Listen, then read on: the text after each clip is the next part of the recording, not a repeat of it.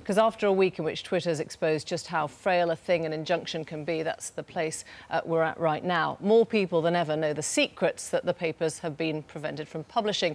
What's fascinating is just how much to script the affairs go. Older guy finds younger woman. In most cases, it is the man calling the privacy shots. So much for our Sex and the City Cosmo Girl revolution. Whatever happened to all that? Historian Kate Williams, author of England's Mistress, gives us her view. The saintly killjoy! Crawley!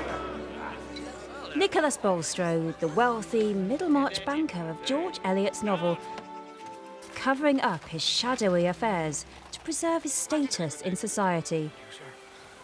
What brings you here? So what was Bulstrode like?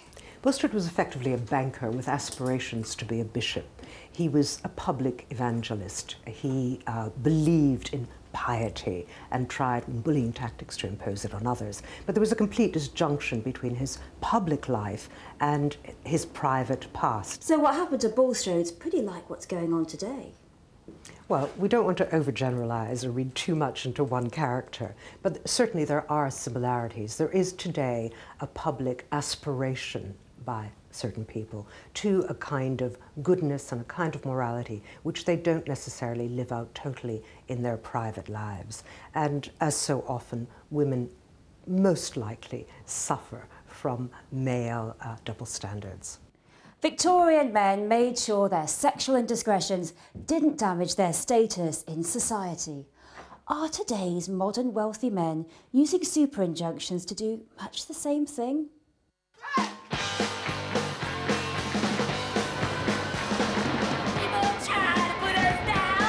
But it wasn't meant to be this way. Wasn't the sexual revolution supposed to liberate women from Victorian-style sexual servitude? The swinging 60s and the women's lib movement had started to take hold. By the 70s, radical feminism was in full flow. The private had become public, largely thanks to new magazines that didn't care for the old taboos.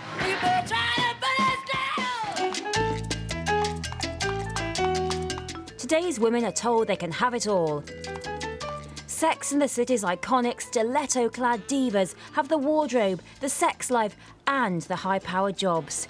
Yes, the modern woman can be rich and glamorous, and she can sleep around as much as she likes. So Louise, can we be like characters in Sex and the City? Can we really have it all? Sadly, no. Life's never like it is on film or on TV. I mean, I think some women do live the sexy liberated life of the girls in Sex and the City. I, for one, would like their wardrobe of shoes, but I don't have it. But no, reality and movies are always miles apart. And so we might say this modern rash of super-injunctions have proved that the sexual revolution that magazines like Cosmopolitan have pushed has really failed.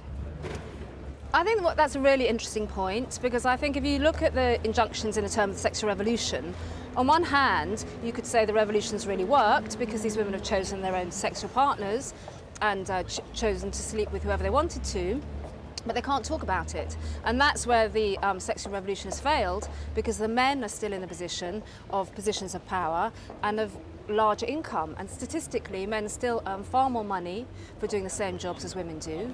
And that's the issue. It's money, not sex. Has history gone full circle? Has the modern woman become her old Victorian self? A pawn in a rich man's world.